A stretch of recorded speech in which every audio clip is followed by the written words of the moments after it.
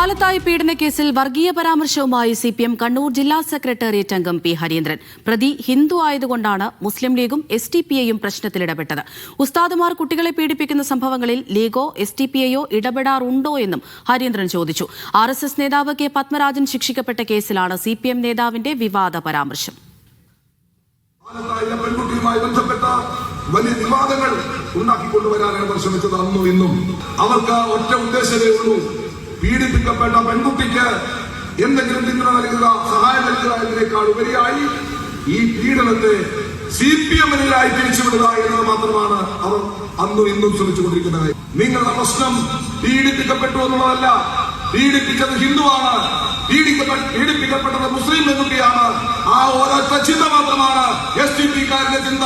അത് കുടുംബ ചിന്തയാണ്, ലീഗിന്റെ ചിന്തയാണ്, അത് വർഗീയതയാണ്.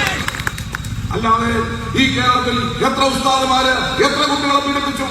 ആണ് പെണ്ണ് വ്യത്യാസമില്ലാതെ പീഡിപ്പിച്ചില്ലേ? ആ കേസിൽ എന്ത് സംഭവിച്ചുവെന്ന് ഇവരാരെങ്കിലും അന്വേഷിച്ചിട്ടുണ്ടോ? അതിന്റെ പേരിൽ ഏതെങ്കിലും ആക്ഷൻ കമ്മിറ്റി ഉണ്ടോ? എന്തെങ്കിലും പ്രസംഗമുണ്ടോ? എന്തെങ്കിലും മുദ്രാവാക്യമുണ്ടോ? ഇല്ലല്ലോ.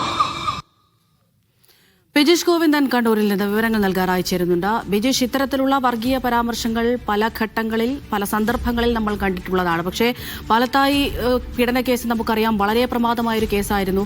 കുറച്ച് ദിവസങ്ങൾക്ക് മുമ്പാണ് അതിലിപ്പോൾ വിധിയൊക്കെ വന്നിരിക്കുന്നത്. ഹരീന്ദ്രന്റെ ഈയൊരു പരാമർശം, ഈയൊരു പ്രതികരണം, ഇത് ഏത് ഘട്ടത്തിലായിരുന്നു?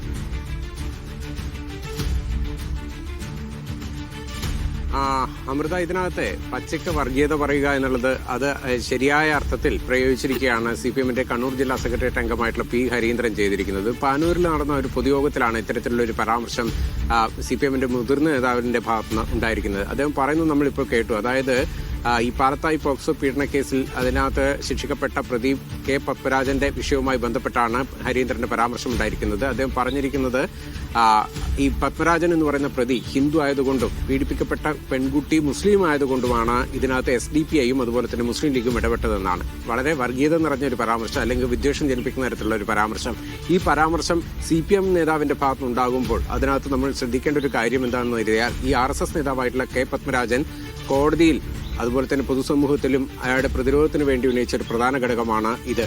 അതായത് ഈ വിഷയത്തിനകത്ത് മതം അതുപോലെ തന്നെ ജാതിയും ഇടപെടിച്ചുകൊണ്ട് SDPIയും മുസ്ലിം ലീഗ് നടത്തിയ ശ്രമങ്ങളുടെ ഭാഗമാണ് തന്നെ ഈ കേസിൽ കുടുക്കിയതെന്നായിരുന്നു പത്മരാജന്റെ പ്രധാന വാദം. ഈ വാദത്തെ സാധൂകരിക്കുന്ന തരത്തിലാണ് ഇപ്പോൾ CPMന്റെ ജില്ലാ സെക്രട്ടേറിയറ്റ് അംഗമായിട്ടുള്ള പി ഹരീന്ദ്രനും പരാമർശം നടത്തിയിരിക്കുന്നത്. അതായത് മറ്റു വിഷയങ്ങളിലൊന്നും, അതായത് ഉസ്താദുമാർ പീഡിപ്പിക്കപ്പെടുന്ന പല വിഷയങ്ങളും നമ്മുടെ സമൂഹത്തിലുണ്ടായിട്ട് അതിലൊന്നും ഇടപെടാത്ത ലീഗും അതുപോലെ തന്നെ SDPIയും ഈ വിഷയത്തിൽ പാലത്തായി കേസിനകത്ത് ഇടപെട്ടിരിക്കുന്നത് പീഡിപ്പിക്കപ്പെട്ട പെൺകുട്ടി മുസ്ലിമും അതുപോലെ തന്നെ പീഡിപ്പിച്ച ആൾ ഹിന്ദു ആയതുകൊണ്ടാണ് എന്നാണ് അദ്ദേഹം പറഞ്ഞിരിക്കുന്നത്.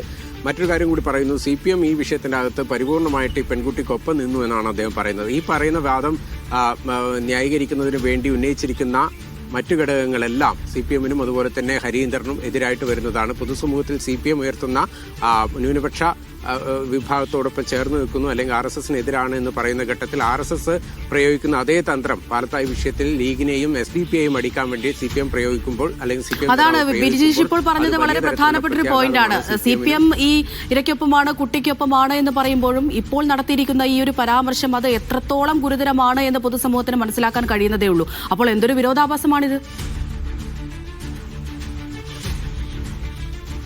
തീർച്ചയായും കോടതിയിനകത്ത് ഞാൻ പറഞ്ഞില്ലേ, അവസാന ഘട്ടത്തിൽ വിധി വരുന്ന ഘട്ടത്തിൽ വിധി പുറപ്പെടുവിക്കുന്നതിന് മുൻപ് ഈ പോക്സോ കോടതി ജഡ്ജി പ്രതിഭാഗത്തോട് ചോദിച്ചത് നിങ്ങൾക്ക് എന്തെങ്കിലും തരത്തിലുള്ള വാദങ്ങൾ ഉന്നയിക്കാൻ ഈ ഘട്ടത്തിലുണ്ടോ എന്നാണ്. ആ ഘട്ടത്തിൽ പ്രതിഭാഗത്തിന്റെ അഭിഭാഷകൻ ഉന്നയിച്ച പ്രധാന വാദം ഇതായിരുന്നു: SDPIയും ലീഗും ഇതിനൊരു വർഗീയ വിഷയമായി ഏറ്റെടുത്തു, ആ വർഗീയ വിഷയമാണ് ഇത്തരത്തിലൊരു കേസ് കെട്ടിച്ചമയ്ക്കുന്നതിലേക്ക് ഇടവരുത്തിയതെന്നുള്ളതായിരുന്നു പ്രതിഭാഗത്തിന്റെ വാദം.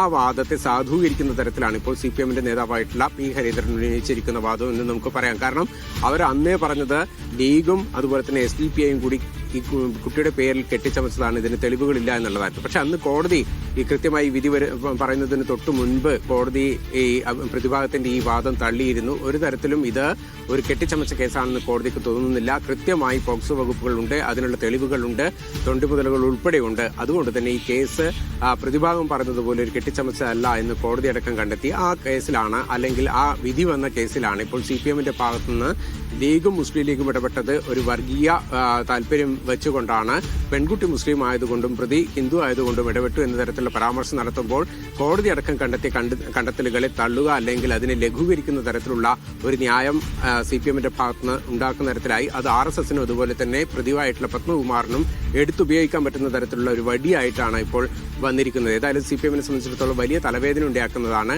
ഹരീന്ദ്രൻ ഈ പാനൂരിൽ നടന്ന ഒരു പൊതുസമ്മേളനത്തിൽ നടത്തിയ ഈ പ്രസംഗത്തിലുള്ള ഈ വരികൾ.